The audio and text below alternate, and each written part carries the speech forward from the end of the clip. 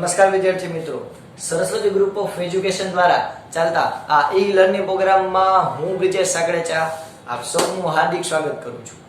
આપણે ધોરણ 9 ની અંદર ચેપ્ટર નંબર 11 નો અભ્યાસ કરતા હતા કે જેનું નામ છે કાર્ય અને ઉર્જા. તો જેની અંદર આપણે સૌથી પહેલા કાર્ય કોને કહેવાય, કાર્ય થવા માટેની બે શરત આપણે જોઈ હતી કે કોઈ પદાર્થ ઉપર બળ લાગવું જોઈએ અને બીજું એ જે દિશામાં બળ લાગે છે એ દિશામાં સ્થાનાંતર થવું જોઈએ. જો એના કરતા વિરુદ્ધ દિશામાં સ્થાનાંતર થાય તો એ કાર્ય ઋણ ગણાય. તો આ બે પહેલા તો કન્ડિશન હોવી જોઈએ કે કોઈ પદાર્થ ઉપર બળ લાગવું જોઈએ અને બીજું એ પદાર્થ સ્થાનાંતર કરતો હોવો જોઈએ. ત્યારબાદ આપણે જોયું કે કાર્ય અને ઉર્જા બે એકબીજાના કહેવાય ને કે સાથી જ કહેવાય, એકબીજાના સાથી, જન્મના સાથી. જો પદાર્થ કાર્ય કરે તેને એનો મતલબ એમ કે એનામાં ઉર્જા છે. તો જેમ વધારે કાર્ય કરશે એમ વધારે ઉર્જા હશે અને એ જેમ ઓછું કાર્ય કરે એમ એ પદાર્થમાં ઓછી ઉર્જા હશે. ક્લિયર? તો કાર્ય અને ઉર્જાનું ચક્કર ચાલ્યા કરે જે આપણે જોયું હતું. ત્યારબાદ આપણે લાસ્ટ લેક્ચરની અંદર આપણે ઘણા બધા કાર્યને લગતા ઘણા બધા એવા પ્રકાર જોયા કાર્યને લગતા કે માફ કરશો ઉર્જાને લગતા કે ઉર્જાના કેટલા બધા પ્રકારો છે. ત્યારબાદ આપણે ગતિ ઉર્જા વિશે ચર્ચા કરી. તો ગતિ ઉર્જા શું છે એની વ્યાખ્યા જોઈ. ત્યારબાદ આપણે ઉદાહરણ જોયા અને આપણે એના સૂત્રની સાબિતી એટલે કે 1/2 mv² એ પણ આપણે જોઈશું. આટલું પહેલા ક્લિયર થયું? ચાલો તો હવે આપણે સ્ટાર્ટ કરીએ ફરી પાછું સ્થિતિ ઉર્જા વિશે. તો સ્થિતિ ઉર્જા ની ચર્ચા કર્યા પહેલા આપણે ગતિ ઉર્જાને નાનું છમકલું જોઈએ જેથી આપણને ગતિ ઉર્જા પૂરેપૂરી ક્લિયર થઈ જાય. ચાલો તો ગતિ ઉર્જામાં હવે આપણને મસ્ત મજાનો દાખલો આપ્યો. દાખલામાં એવું આપણને કીધું છે કે 5 મીટર પ્રતિ સેકન્ડના વેગથી ગતિ કરતા m દળના પદાર્થની ગતિ ઉર્જા કેટલી છે? 25 જૂલ. તો અહીંયા આપણને આન્સર તરીકે પહેલા તો લખીએ આપણે કે અહીં m દળના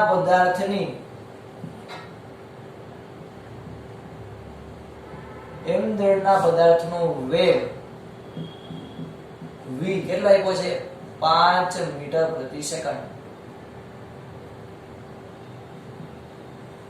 અને એની ગતિ ઉર્જા e k એટલે કાઇનેટિક ગતિ ઉર્જા જે છે ને વિદ્યાર્થી મિત્રો, ગતિ ઉર્જા આનું ઇંગ્લિશ શું થાય તો કે ઉર્જા નામ લઈ લેવાનું, ગતિ નામ લઈ લેવાનું.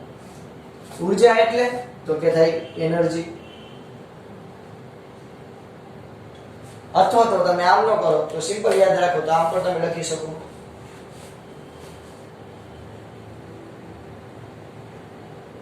કે ગતિ ઉર્જાનું ઇંગ્લિશ થાય કાઇનેટિક એનર્જી. તો આનો પહેલો અક્ષર કે, આનો પહેલો અક્ષર e એટલે ગતિ ઉર્જાને e k વડે દર્શાવાય. કેના વડે?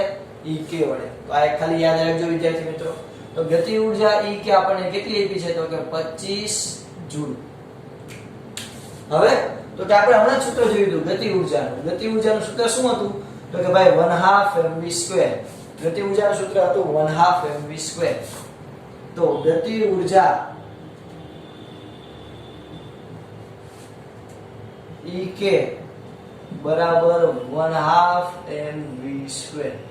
આના પરથી આપણે શું કહી શકીએ તો કે જે પદાર્થની ગતિ ઉર્જા છે એ વેગના સમપ્રમાણમાં હશે, વેગના વર્ગના સમપ્રમાણમાં.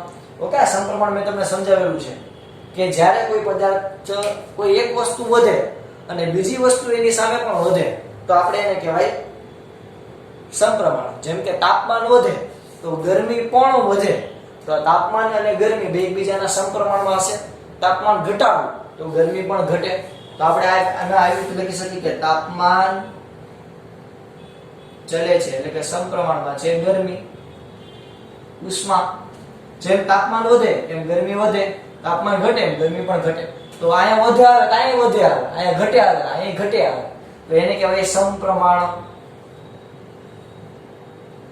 આપણે 3 ચેપ્ટરમાં જોઈ ગયા છે, મેં તમને કરાવ્યું છે વારંવાર પણ તોય છતાં તમને રિકોલ કરાવી દઉં.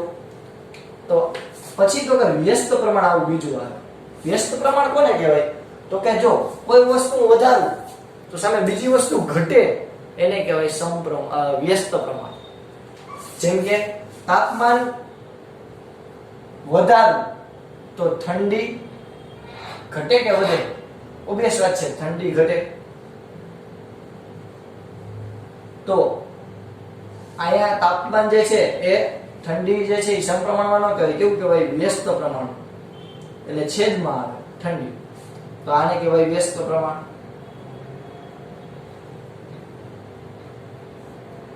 ઓકે, તો તાપમાન વધે તો ઠંડી ઘટે, તાપમાન ઘટે તો ઠંડી વધે. આ બે બીજાને કહેવાય છે વ્યસ્ત પ્રમાણ.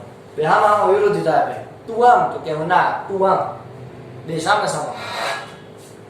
ચાલો, આ ક્લિયર થયું. તો આના પરથી આપણે કહી શકીએ કે જે ગતિ ઊર્જા જે છે એ વેગના વર્ગના સમપ્રમાણમાં છે. એટલે કે વેગનો વેગ વધે તો ગતિ ઊર્જા વધે, વેગ ઘટે તો ગતિ ઊર્જા ઘટે. ઓકે, તમે કોમન સેન્સ વાપરો તોય આપણે કહી શકીએ કે કોઈ પદાર્થની સ્પીડ વધશે, વેગ ઘટશે. એક જ મિનિટ.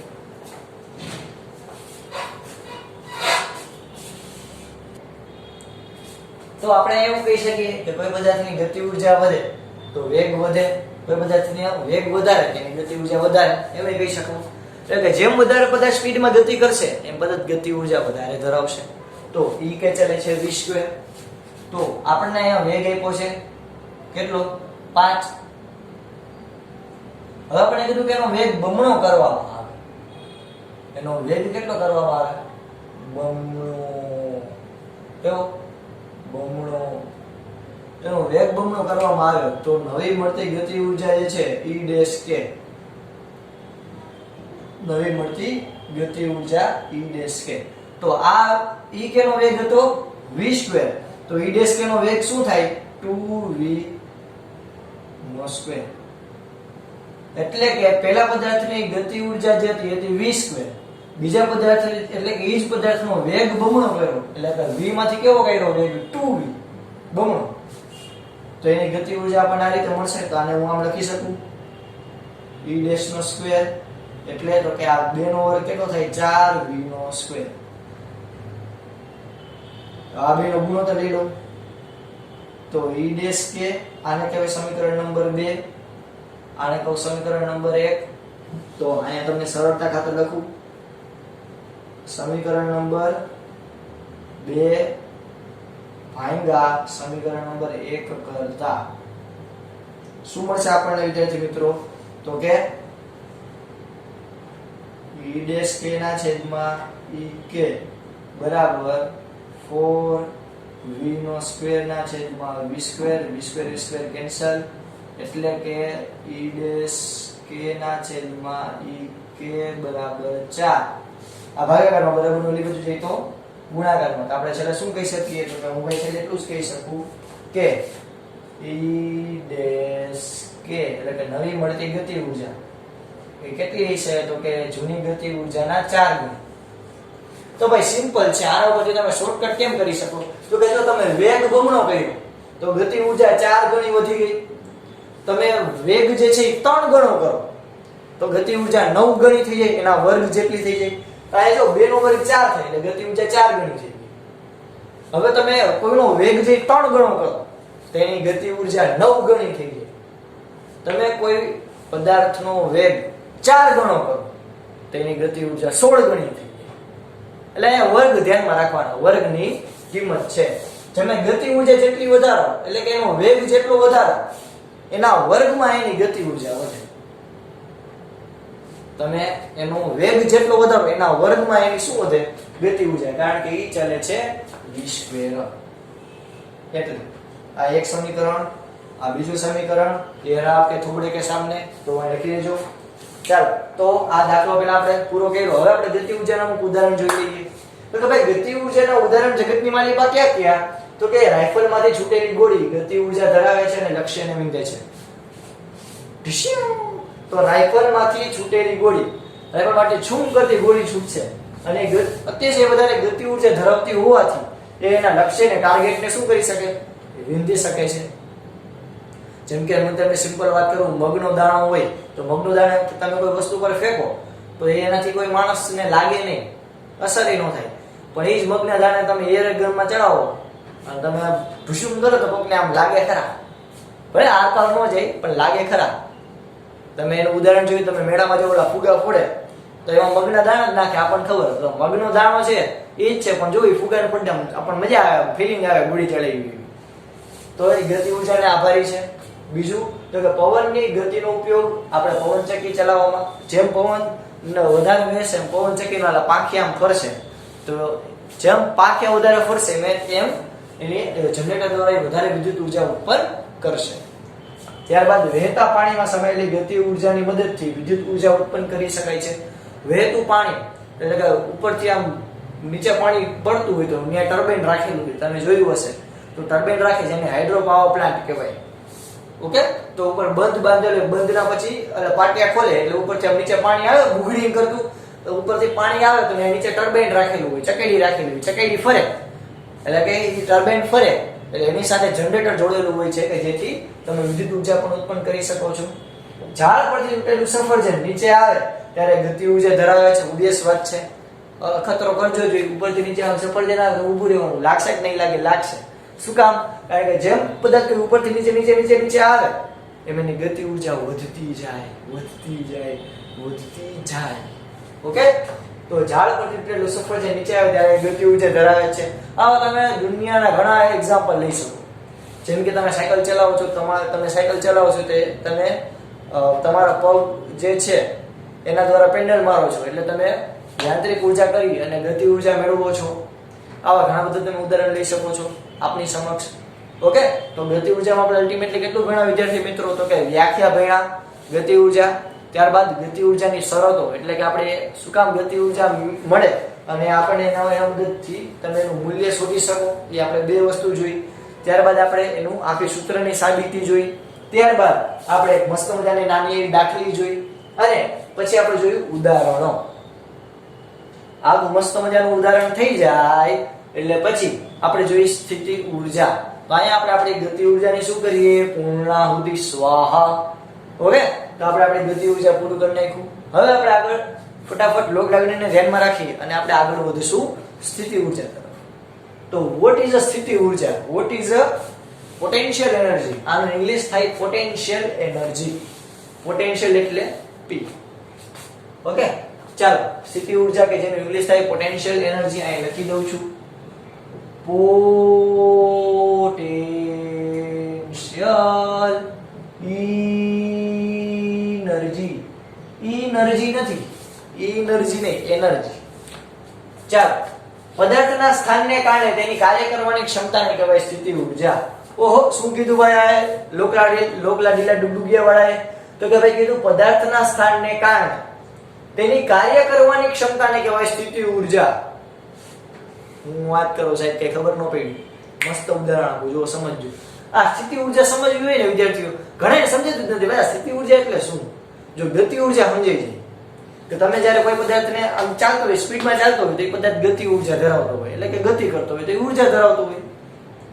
હું કોઈ પદાર્થને એમનેમ ગતિમાં લઈ આવી શકું, જેમ કે આ બોર્ડ સ્થિર છે, હું આને એમનેમ ગતિમાં લઈ આવી હાલ બોર્ડ હાલવા માંડ, બોર્ડ ચાલવા માંડે એવું થાય. તો કે મારે એને કઈક બળ આપવું પડે જેથી ચાલે, તો મારે સતત એને ઉર્જા આપવી પડે, તો એને કહેવાય ગતિ ઉર્જા. તો એ સ્થિતિ ઉર્જા કોને કહેવાય? તો કે ભાઈ એક મસ્ત ઉદાહરણ આપ. આ માર્કર આવી રીતે આપણે પકડી રાખવાનું કહું આમ તમને, એવી રીતે હું તમને ઉદાહરણ આપું, તમને પ્રવૃત્તિ કરવાનું કહું, તમે ઘરે તમારે પ્રવૃત્તિ કરવાની છે. આ સ્થિતિ ઉર્જા સમજવા માટે હો વિદ્યાર્થી મિત્રો.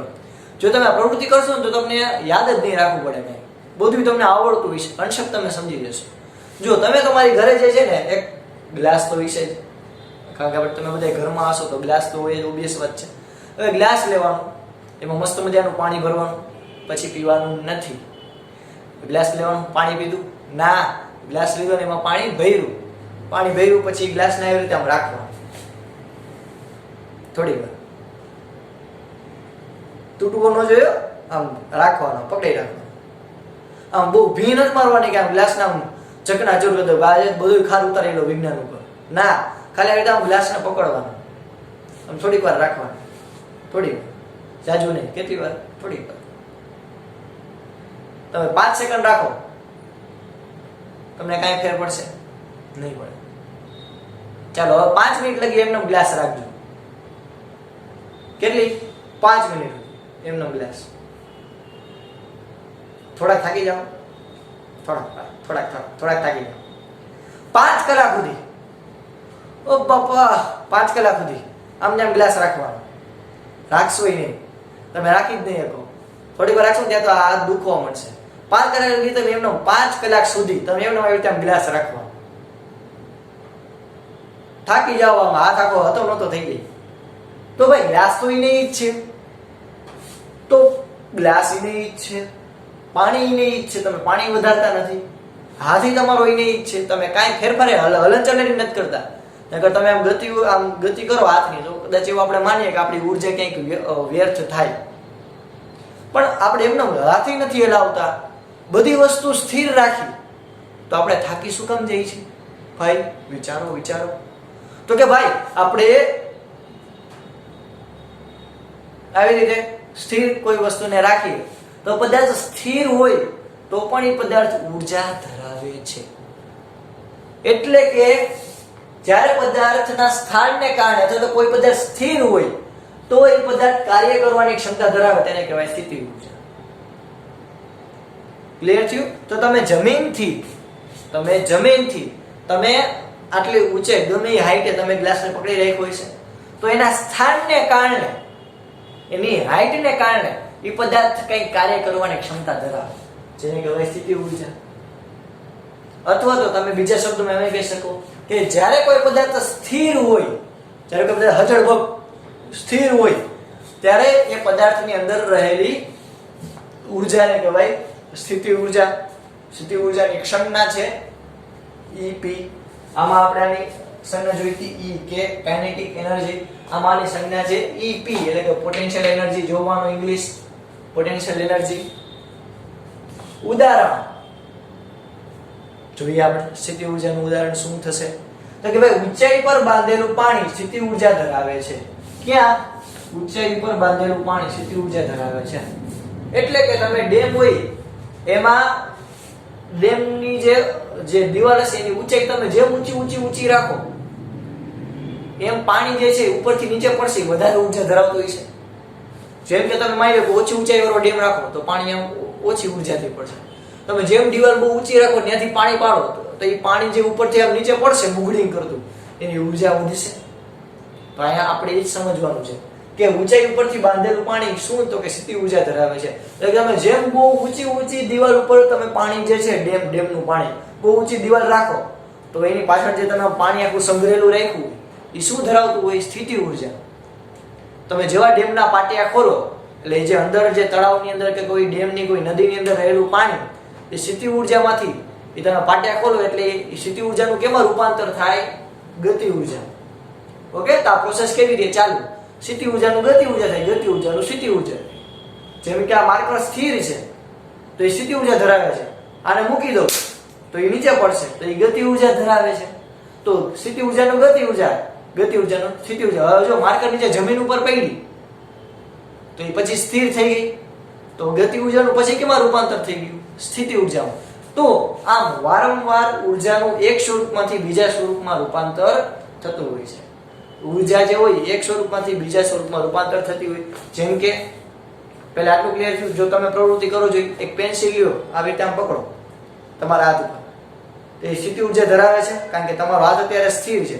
જેવી મૂકી દો એટલે એ પેન્સિલ નીચે આવશે અથવા તો બોલ પેન છે એ નીચે આવશે, જમીન ઉપર ભટકાશે તો એ ઉપરથી આમ નીચે પડી એટલે એ ગતિ ઉર્જા ધરાવે છે કારણ કે એ આમ નીચે પડે છે, ગતિ ધરાવે છે એટલે એ ગતિ ઉર્જા ધરાવે છે. નીચે પડશે થોડીક વાર પછી સ્થિર થઈ જશે, હલશે જ નહીં, તો એ સ્થિતિ ઉર્જા ધરાવે છે. તો સ્થિતિ ઉર્જા, ગતિ ઉર્જાનું સ્થિતિ ઉર્જા. આમ ને આમ રૂપાંતર કેવું છે? ચાલો હજી કરો, મારે ભેગું કરો છે બધા. આમ રૂપાંતર કેવું છે? ચાલો ઓકે, ઉર્જાનું એક સ્વરૂપમાંથી બીજા સ્વરૂપમાં રૂપાંતર થાય. જેમ કે તમે જો તમારી ટ્યુબલાઇટ ઉપર જો, તમારી ટ્યુબલાઇટ ને લાવ તમારા રૂમમાં જે ટ્યુબલાઇટ હોય કારણ કે મારી પાસે ટ્યુબલાઇટ જ નથી. ઓકે ચાલો થઈ ગઈ મસ્તી પૂરી. તો તમારા રૂમની અંદર તમે જો ટ્યુબલાઇટ જો તો એની અંદર તમે જોશો કે તમે એને વિદ્યુત ઉર્જા આપો, ઇલેક્ટ્રિસિટી આપો, લાઇટ આપો તો જે પ્રકાશ આપણને આપશે. તો તમે વિદ્યુત ઉર્જા આપો તો એ ટ્યુબલાઇટ શું કરશે? તો કે વિદ્યુત ઉર્જાનું પ્રકાશ ઉર્જામાં રૂપાંતર કરશે. તો તો આમ સતત ઉર્જાનું રૂપાંતર થતું જ હોય છે વિદ્યાર્થી મિત્રો. તો ચાલો આપણે પહેલું ઉદાહરણ જોયું. ઊંચાઈ ઉપર બાંધેલું પાણી સ્થિતિ ઉર્જા ધરાવે છે. તમે જેમ પાણીને ઊંચાઈ ઉપર રાખશો એની સ્થિતિ ઉર્જા વધારે ધરાવશે. દબાયેલી કે ખેંચાયેલી સ્પ્રિંગ સ્થિતિ ઉર્જા ધરાવે છે. તમે કોઈ સ્પ્રિંગ હોય, તમારા બોપલેન હશે, એમાં સૌથી આગળનું ઢાંકણું હશે, એમાં નાની એવી સ્પ્રિંગ હશે. સ્પ્રિંગને તમે જેમ દબાવશો અને પછી આમ દબાવીને આમ રાખજો એટલે તમે જોજો તમારા અહીંયા બળ અનુભવશો. આમ સ્પ્રિંગ આમ ઝટકો મારશે તો એ સ્થિતિ ઉર્જા ધરાવે છે. ધનુષ્ય પર ખેંચેલું બાણ સ્થિતિ ઉર્જા ધરાવે છે. તમે ધનુષ્યને એવી રીતે આમ કરો તો તમારે રાખવું પડે, તો તમે આમ પકડી રાખવું પડે એટલે તમે તમારા હાથ દ્વારા સતત બળ લગાડો છો. શું કામ? કારણ કે એ ધનુષ્ય છે એ સ્થિતિ ઉર્જા ધરાવે છે. જેવું તમે મૂકો એટલે ભૂજળી કરતું આમ જાય એટલે સામે ભટકાય. તો ધનુષ્ય પર ખેંચેલું બાણ સ્થિતિ ઉર્જા ધરાવે છે. ઇન શોર્ટ, સાવ કાઠિયાવાડી ભાષામાં જે પદાર્થ સ્થિર હશે એ સ્થિતિ ઉર્જા ધરાવતો હોય છે.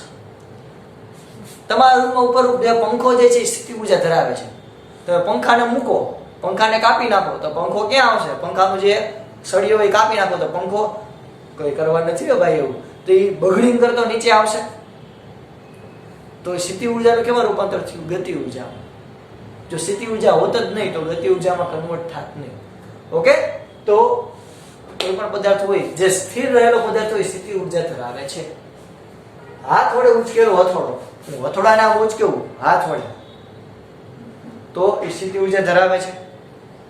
બીજું ઉદાહરણ આપું તો કે તમે જુઓ, જેમ તમારી હાઈટ વધારો, એટલે કે તમારી નહીં પણ મીન્સ કે ઓબ્જેક્ટની, કોઈ પદાર્થની તમે હાઈટ જેમ વધારો ઊંચી રાખો, હાઈટ જેમ વધારો એમ વધારે સ્થિતિ ઉર્જા ધરાવશે.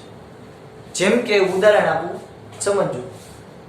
આવું થાય નહીં, આપણે આતંકવાદી નથી, જસ્ટ કહું છું, એવું કોઈ કરવાનું નથી અને એવું વિચારવાનું નથી, પણ આપણે ઇમેજિનેશન તો કરી જ શકીએ કારણ કે એ તો મફતમાં છે. કે વિચાર કરો કે 5મા માળેથી તમે કૂદો તો તમારી સ્પીડ વધારે હોય કે 3જા માળેથી તમે કૂદો તો તમારી સ્પીડ વધારે હોય? જો બે ઓપ્શન છે. 3જા માળેથી તમે કોઈ બોલને ઘા કરો, 3જા માળેથી તમે કોઈ બોલને ઘા કરો, એની સ્પીડ વધારે હશે કે 5મા માળેથી તમે કોઈ બોલને ઘા કરો, નીચે મૂકો, મુક્ત પતન કરાવો તો એની સ્પીડ વધારે હશે? યસ, ઓબિયસ વાત છે. વેરી ગુડ છોકરાઓ. કે 3જા માળે જેથી તમે બોલને ઘા કરશો એના કરતા 5મા માળેથી જેનો બોલ ઘા કરશો એની સ્પીડ વધારે હશે. ઓકે, તમે 9મા માળેથી કોઈ બોલને ઘા કરો તો એની સ્પીડ તો બહુ વધારે હશે. તો અહીંયા તમે જેમ હાઈટ વધારી એમ બોલની સ્પીડ વધી. તો ભાઈ શું કામ વધી? તો કે તમે જેમ ઊંચાઈ વધારી એમ એની સ્થિતિ ઉર્જા વધી. જેમ એની સ્થિતિ ઉર્જા વધી એમ સ્થિતિ ઉર્જાનું ગતિ ઉર્જામાં રૂપાંતર વધારે થયું. ઓકે, તો સ્થિતિ ઉર્જા અને ગતિ ઉર્જા એકબીજાના પૂરક છે. જેમ સ્થિતિ ઉર્જા વધારે એમ ગતિ ઉર્જા ઓછી, જેમ ગતિ ઉર્જા વધારે એમ સ્થિતિ ઉર્જા ઓછી. આટલું ક્લિયર થયું વિદ્યાર્થી મિત્રો? તો આપણે ગતિ ઉર્જા પૂરેપૂરું કર્યું, ત્યારબાદ આપણે સ્થિતિ ઉર્જા વિશે માહિતી મેળવી. સ્થિતિ ઉર્જા કોને કહેવાય સમજ્યા? તો આજે મેં જેટલું પણ તમને કરાવ્યું બધું તમારે કેટલી વાર લખવાનું છે? 2 વાર. એકવાર પાકી બુકમાં, એકવાર રફ બુકમાં. ઓકે, આ સુધી રાખીએ. જય ભારત, જય હિન્દ. ચાલો, આ બધું તમારે તમારા બુકની અંદર લખવાનું છે.